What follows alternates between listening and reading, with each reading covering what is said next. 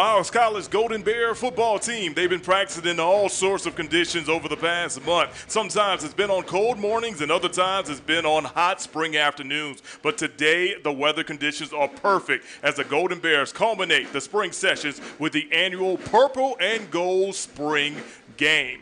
Good afternoon, everyone. I am Mo Carter alongside the boss man, Roy Evans, and you are watching Miles College Golden Bear football as we get ready for the spring session and we get a chance to show the Golden Bear fans and the SIAC, along with HBCU fans across the world, what a preview of what 2023 will look like for Coach Sam Shade and company. Inside of Louis Cruz Stadium, this is the site for today's SWAC finale for the Alabama A&M Bulldogs as they take on the Mississippi Valley Delta Devils. Good evening, everyone. I'm Mo Carter alongside Reginald Reese. We're your broadcast crew today for the season finale between the Bulldogs and Delta Devils. When he gets the third down, it becomes a different ball game.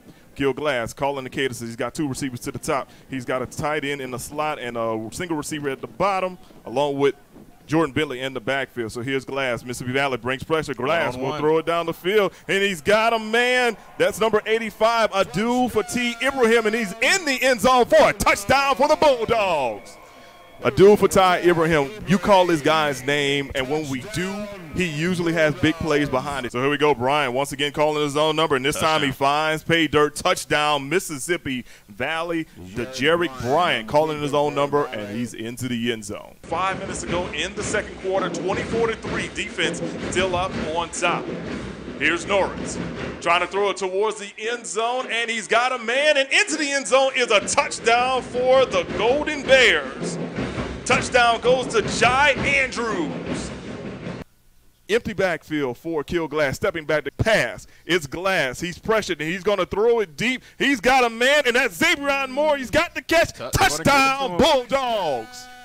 What a pass. What a pass, wow. What a catch, and what kind of concentration. Xavier Moore coming up with the big pass play that results in a touchdown on that one. Spencer Corey coming on for the extra point.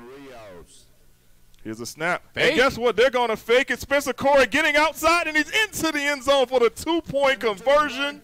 Would you look at that? He has some wheels on him. He does. Coach Manor going into the bag of tricks there. And the extra point is blocked by Alabama A&M, and it is scooped up by a Bulldog player. That's Mike Mills. Mills trying to – exactly. He's got blocks in front of him. He's at the 40, the 45, the 50. One man to beat. 30, 25, 15, 10, 5. 2 points for the return. Mike Mills with the two-point conversion return. I haven't seen one of those in a long time, but kudos to Mills and the entire defensive front for getting their hands up and then following the blocks and getting down the field. Well, obviously, Tuskegee is trying to play for a homecoming win to finish out the regular season on a good note, while Miles is trying to spoil that. Plus, Tuskegee's coach used to be at Miles, so, you know, they want to spoil that in this regular season finale. A lot of storylines to get to this afternoon. But first, why don't we take a look at our impact players? For Jacob Keller, he is like the full quarterback Miles is using this year, and basically Coach Sam Shade said we've got to go with a guy who can find a way to get W. So with that being said, he's going to try to attack that Tuskegee defense. As far as for Darian Jones, he's a guy from my neck of the woods, down the bayou in South Louisiana by way of Donaldsonville, Louisiana, 24.5 tackles and 2.5 sacks. On the others, always taught if you can't get on the pass rush, throw your hands up to go ahead and knock down the ball. Grayson coming up with a big play. I actually saw this young man for a couple of years when he played at Mae Jemison High School in the Huntsville area, you know, when I do my other job. He's, you know, but he's always been a standout athlete, standout defensive back, and he comes over to play, and now Tuskegee's got to go for another field goal. Miles taking the lead on this possession, and they did just that. Absolutely. Keller hooking up with Andrews on the play, and Andrews would not be denied on this play as he catches it on the slant, and then he gets rid of one tackler and then carries another man into the end zone, showing you he's been in the weight room, especially late into the season. And Mo, what can we say about that first half of play simply stunning thus far. Absolutely. The Golden Bears coming out and basically punching Tuskegee in the mouth like, hey, we want to spoil homecoming. We want to end the year with a victory. And right now, they're 2 quarters away from doing that.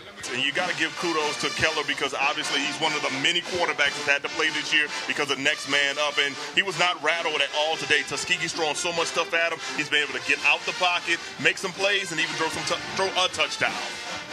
Now, Mo, you played college football. We talked about throwing the records out of the window. What is Coach Ruffin saying inside of that locker room to his troops who are expected really to run roughshod over Miles College? Well, obviously, because this is a TV program, we're not going to say some of the things that are probably being said. Maybe not so much by Coach Ruffin, but the other coaches. But they're also telling them this, that right now they don't have the momentum. Because they don't have the momentum, they got to find a way to steal the momentum and then get the crowd back into this game. There's over 10,000 people here. They need to get them back there to become a 12th man. And if they can do that and get some more points on the board, they can pull out the victory and keep that momentum rolling into next week's conference championship game. Absolutely. Petaway just jumping in front of the play that Miles has been running all game long. They've been running these shallow posts and quick slants all day, and I'm guessing Petaway was like, I'm tired of these guys getting balls completed in front of me, so he decides to step in front of it and take it the other way. Wanted to make a house call, but it's okay. They're inside the red zone trying to punch it in and change the momentum in this contest. What a perfect time for him to get his first INT of the year. You take a look at it right here. He was reading the quarterback the entire time, and then the best thing about it, he doesn't let the ball come down to him. He high points the ball and goes after that ball. That's what DB coaches teach their DBs to do. Instead of waiting for the ball to come down, he gets the INT, and talk about a huge play to shift momentum to go back into the favor of the Golden Bears. I guess he must have been listening to me saying that he had really not been making big plays in this game, and what does he do? He turns around, he bounces it outside, and then walks into the end zone from 13 yards out. We got a brand new ball game here at Abbott Memorial Stadium. Roosevelt Thompson perhaps jumped off sides.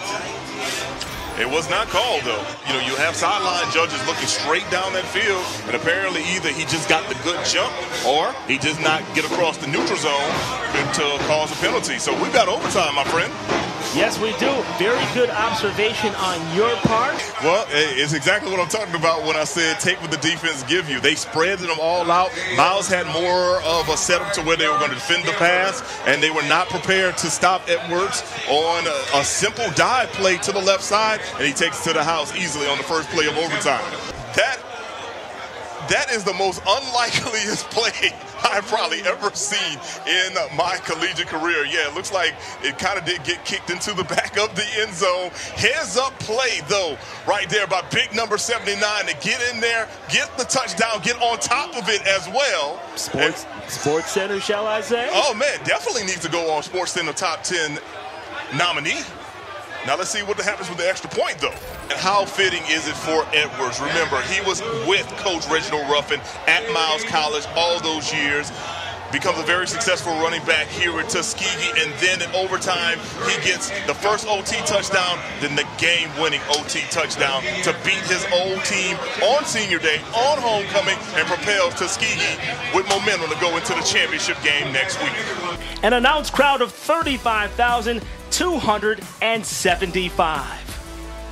And they were everywhere today, Dwayne. They were in the stands. They were on the berm. They were in the grass. At the end of the day, though, they saw a great game in which Tuskegee pulled off a double overtime victory. What jumps out at your partner? Well, here's something that jumps out to me, especially for the Miles Golden Bears. They have not thrown the ball particularly well this year, but they were actually able to out-throw Tuskegee 222 to 136 and actually outgained Tuskegee 348 to 343. But you also have to think about those missed opportunities for Miles that played into the favor of Tuskegee, and Tuskegee was able to come away with the victory in double overtime to basically carry that momentum to end the regular season and roll into the SIAC championship game next week against Benedict.